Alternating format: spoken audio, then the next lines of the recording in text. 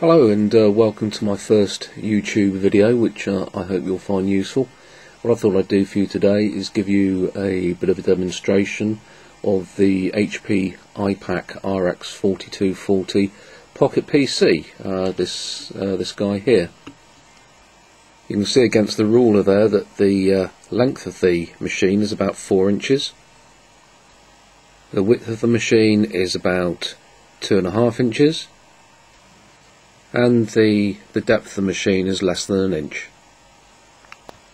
We'll start off by looking at the buttons, and if we turn it round to the top, first of all you've got the power button, which illuminates orange when it's charging and green when it's fully charged.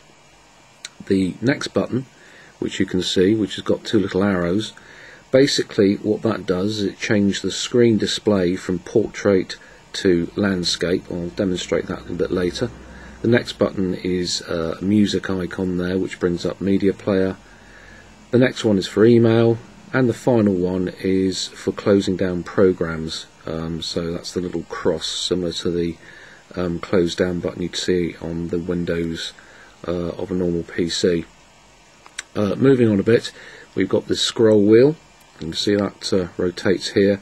If you're looking at a large document such as a large email or a Word document and you want to scroll it up and down the screen, that's what you can use there. You can also press it. It has an activation button built into it as well, so you could be scrolling around different icons. When you get to the icon you want, you can just press that button and it will run the program associated with it. Going around a little further, we then have the SD card slot. I've got a 2 GB SD card in there. Loads of data can be stored on that. And there's another button here, which is the sound recording button. You can see the icon there. Next to it, the reset hole. And finally, you've got a little LED there, which glows or flashes when you've activated the wireless. Now, this machine operates both Wi-Fi and Bluetooth. Note there is no infrared on this one. It's only Wi-Fi and Bluetooth, but infrared isn't used that much these days. Bring it around a little bit further, you've got the all-important USB connector, which it also charges through that socket as well. So when it's plugged into USB, your computer will charge the iPAQ at the same time. The next slot is the headphone jack for a normal 3.5mm headphone jack for stereo headphones and the like. And then you're around to the stylus. I'll bring it around like this, you can see it a little bit better. If I just slide that out, you can see the stylus is in there. And one good thing about it, like many of the PCs I've had, Pocket PCs I've had in the past, this particular stylus does click quite neatly into place, and it does tend to stay in there. Obviously they're very easy to lose. One of the great features of this machine is just quite simply this, and that is a plastic cover which HP supply. You can see that just pops off like that, and that is just simply designed to protect your screen when the machine is not in use. When you are using it, and once you've taken it off, then you can just slip it onto the back like that. Get it right the round way. There we go. And while you're using the machine, the case, the cover is still attached to it. On the back we've got the grill for the speaker and the battery compartment, which opens up very easily indeed. Just press down that little button and slide it, and off she pops, and that's your battery compartment. Okay, let's power the machine on so you can have a look at how she operates. So first thing to do is press the button. Tend to find that you have to press the power button quite firmly, and also there is sometimes a bit of a delay between pressing the button and the machine turning on. I don't know why, but it's always been like it since the day I had it, so I assume that's just the way it is. Normal Pocket PC display screen on the Today menu. As a standard, you probably won't see this too well on the video, but at the top here you've got some basic information such as the amount of battery percentage left, in this case 54%.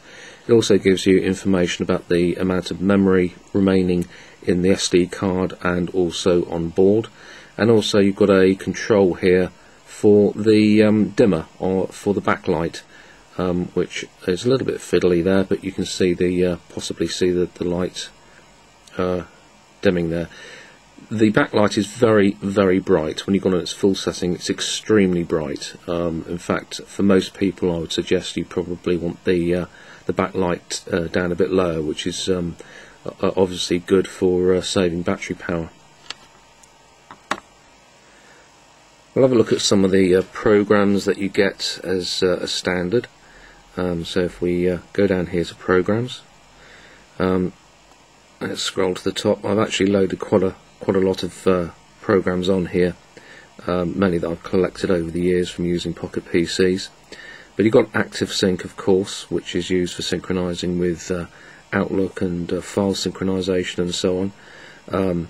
Microsoft Reader, which is not a standard but something I downloaded, so you can take your PDF documents with you.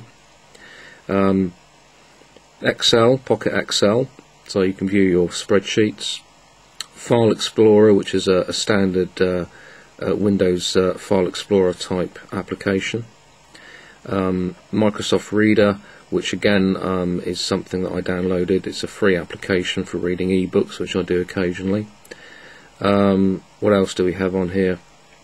We've got obviously a Pocket Word right down at the bottom here, which I use quite a lot, so you can take your Word documents with you and so on and so forth.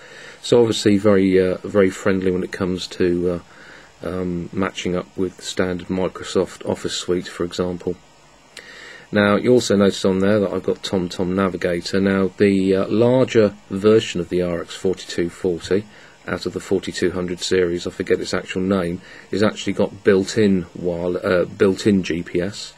I didn't want that for two very simple reasons. One, it would have made the machine a lot larger, and what I wanted was a smaller machine.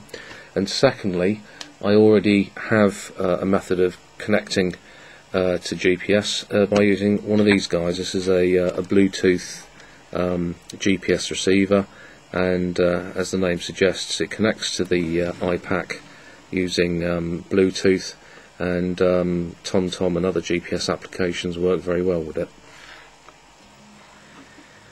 The other useful piece of software that comes as a standard is the iPack wireless software.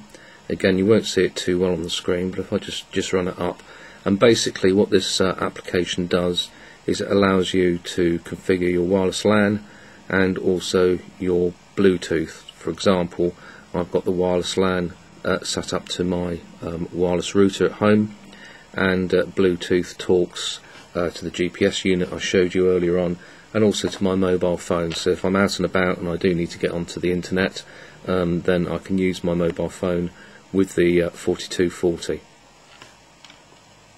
I mentioned earlier about the landscape and portrait mode, which is that button there. I'll just quickly show you how that works quite simply, depending on what application you're using. If you just press that button, you can change the actual screen from landscape to portrait, and then just press it again, and it pops back again to, in this case, portrait.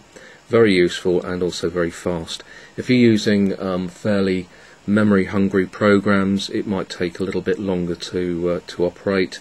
Some programs won't operate in landscape mode, for example, some of the GPS programs. Now, for me, a great test of how good a Pocket PC is how does it cope with things like full-screen video. Now, this is showing a movie which is ripped from a DVD. I use a program called Pocket DVD Wizard, and it converts all sorts of video formats to other types of formats, including Pocket PC. Okay, well, that's all I've really got to say about it. It's a very, very nice piece of kit. If you're thinking of buying a Pocket PC and you want one that's fairly powerful but not too large and does pretty much everything that most Pocket PCs will do these days, and you don't want a built-in keyboard, of course, then I highly recommend this one. So many thanks for watching. I hope you found this useful, and see you again. Cheers for now.